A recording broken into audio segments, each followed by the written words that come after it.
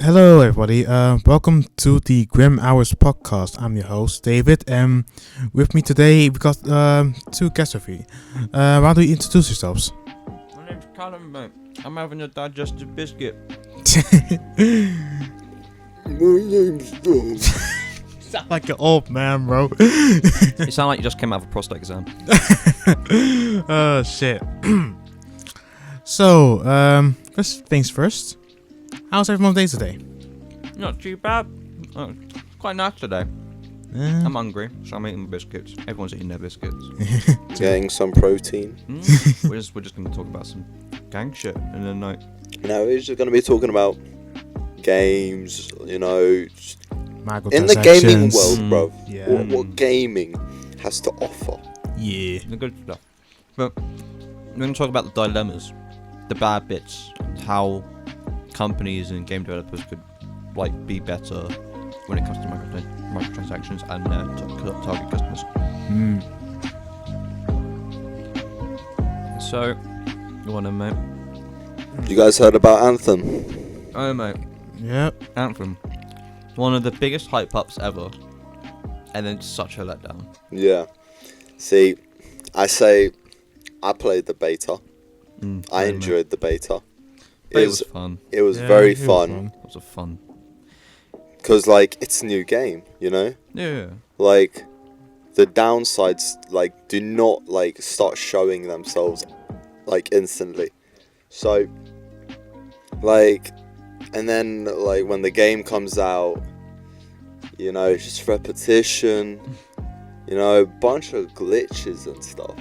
I've experienced them. Loading screens. Oh, Yo, my I days. I turned 50 after one of the loading screens, bro. So that was people saying this shit now, which I agree. I can tell you this good thing about Anthem is the combat and the flying mechanics. Yeah. The flying Yeah. definitely made the game. Yes. I think what stood out the most for people was the flying. Because, it's not just obviously, flying in games isn't unknown. It isn't uncommon. It's quite popular.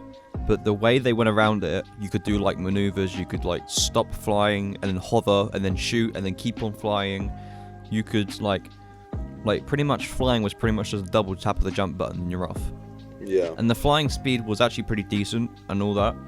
When I was flying, the thing with Anthem's flying was that it wasn't a straight away you pretty much you just start flying, it was easy. Mm-hmm. You actually had to learn how to control it well. Yeah. Because when I first started flying, I had to kind of get grips with it. Because it's a very maneuverable style of flying. Yeah. So you have to constantly be moving, and you have to adapt with that in the in-game with all the people you're trying to shoot and the NPCs, all the characters that are trying to go for you. Yeah, you also have to keep in mind, you can't stay in the air for long. No, you can't. Because your engines will overheat. Yeah. So you have to, land or go through a waterfall or something that's gonna, wetten the, Yeah, pretty the much. engine and stuff. So, then you can just go back and fly. Yeah. Again, that's a really good mechanic they added. I think it was definitely one of the standout points, but it couldn't save the game.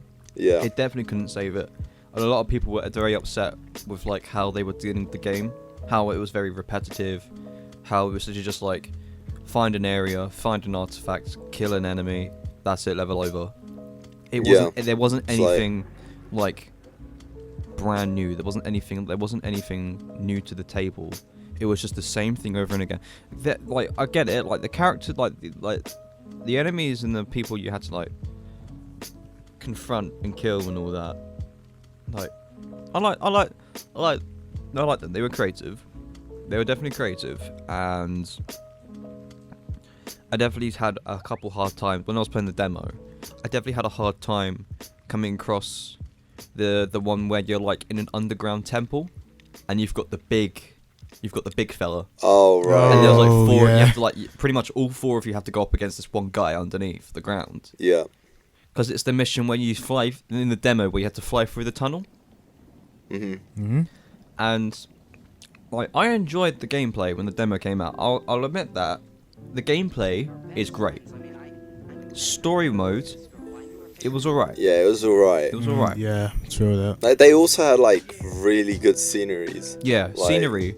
Attention to detail with the scenery was very on point. Yeah, it They was had really all nice. the good things. It's pretty much it's pretty typical for this to happen, but they had so many good things right.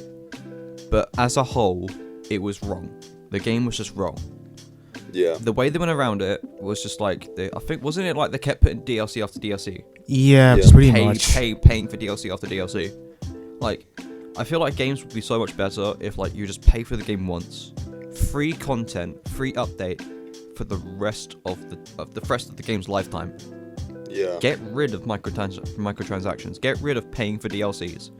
Like, look at Modern Warfare. The newest Modern Warfare. It's a soft reboot. Like, same characters, like same scenarios. Like, I had a look at the story, obviously, because I want to play it. I haven't got the game yet, so I only had a look because I'm kind of curious as to where it sets in the timeline of Modern Warfare. But it's a reboot. It's pretty much like a retelling of the Modern Warfare story, but it's also bringing back characters from the previous, like, the original games. Yeah, that's true. Yeah. So it definitely adds a bit of nostalgia to the gameplay, and I've heard really good things about it. Like, apparently, its realism is on point. But Modern Warfare did this thing where when the Black Ops series was coming out, especially 3 and 4, nobody liked the whole season pass and the whole DLC paying for that. No one wanted to buy for DLC. No one wanted to buy DLCs or be season passes or battle passes, whatever. Yeah. Modern Warfare came along, and I don't think, did Infinity Ward come back? Did they come back and do Modern Warfare, or was it Activision? I'm not too sure. Me neither. I'm actually not too sure, but the developers basically said that they're going to get rid completely of season pass, of like, and like all the content it's going to add was just like free. They're just going to give it to you as down. Yeah, there we go. Infinity Ward and Activision came back to reboot they were the developers, and they came back and they basically said before the game even came out, no season pass, no DLC, pay to play. It's all going to be free, constant updates, new maps, everything. And I've also had a look, and they're also going to add their first battle pass. But that's a good thing, because battle passes aren't they aren't paid unless you get the premium ones. Like, look at Apex Legends. Apex Legends and Fortnite. There's like two versions. You have the battle pass, and you have like the premium battle pass or something like that. Yeah. Where you would get more content for each level up you get for the premium battle pass compared to the normal battle pass. Mostly they're just like skins and like. Yeah, emotes and shit like that. Yeah. And like weapon skins and stuff like that. Cosmetics. I feel like what Modern Warfare's going to do, living up to, like, if they live up to their words, if they keep their word and say no pay to play, their battle pass will pretty much be like Apex or something, where you get like maybe like 2 or 3 items with each level up, or maybe you don't get any items with a level up. Yeah. But they'll keep it like that. They won't make another one where it's like you have to pay for it and you get like 6 more items. They probably might just do it so like you only get a couple, like maybe like 1 or 2 items for each level up, or every other level up. Because they said that they wanted to make it so that you play to win. As in, the more you play the game, the more XP you get, the more coins you get, the more in-game currency, and the more of that you get, the more you can purchase items in-game with currency you've made through gameplay, not by paying for it. Which is a good idea. Yeah, it's definitely a step up. Like, I only know only a few games have done that, because a lot of games still rely on pay to play. Yeah, like true. with Star Wars Battlefront 2 came out like 2 years ago. Another example is how developed by EA, very very infamous for. Yeah, they're a bunch of greedy fucks. They're greedy as hell. Yeah. They just want your money, pretty much. They don't care. They promise you stuff, and they like half deliver, but money. Yeah, they give it to you, but it's very half-staffed. It's very half-assed job. Yeah, pretty much. It's not as much as they hyped up to be. And then when you get the final product, it's kind of like, did you even finish it? But EA have like a infamy for like pretty much basing all their games on pay to play, and Battlefront 2 was one of their like victims, pretty much. And what happened was, when the game first came out, everything was pretty much pay to play. You could pay you could pay a certain amount for in-game currency. You could pay for loot boxes. You could pay for items, cosmetics, all characters even. They would give you the option to pay with like your money, and it completely beats the purpose of building yourself up with the in-game currency. It just completely scraps that idea. And then over some time, EA definitely, because it was one of their games that pretty much people were kind of like, this is the last straw. This is the last game you're gonna release where you use like pay to play, and people weren't happy with the game because like obviously Star Wars is a huge like movie franchise. Yeah, people that's love facts. it. People adore it, and people who are fans of the game want the best they can for the game, and EA pretty much shit all over that, pretty much. Yeah. And so after a while, I think for the past couple of months, Battlefront 2, pretty much EA, what they did over the span of 2 years, it took them some time, but they managed to basically, what people say, rebirth the game. And by that I mean they completely got rid of pay to play, loot boxes, paying for loot boxes, paying for cosmetics, and all that. And then they build up, and then they completely got rid of the whole paying with your money. They got rid of it absolutely, completely. It went away. But the game pretty much got better, and then they added brand new maps. They added new characters, new weapons, new skins, and the fans started to love the game again, pretty much. Which is what game developers should be looking forward to. Like, I know this game, like, it's very, very old, but it's not dead yet. Like, I don't know if it's well known around this area, but it's called PlanetSide. And what it is like the game. Is what it is like.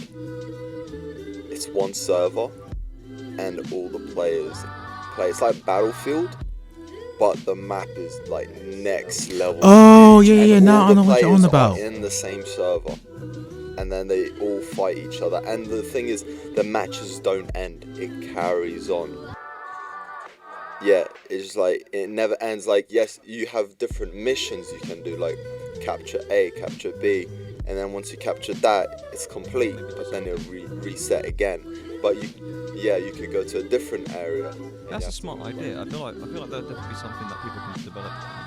Like, I wouldn't mind playing a future game if it was really big. If they put in like extra money, extra development time, where it was a game where it was just one giant server, one fucking huge map, a shit ton of weapons and cosmetics for it, all free to play, I would get the game.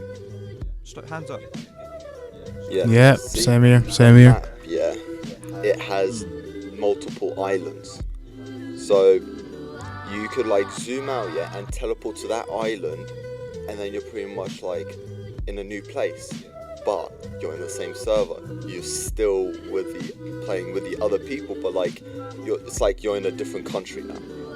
So, but to buy like stuff like bundles and stuff, they cost like £20-something.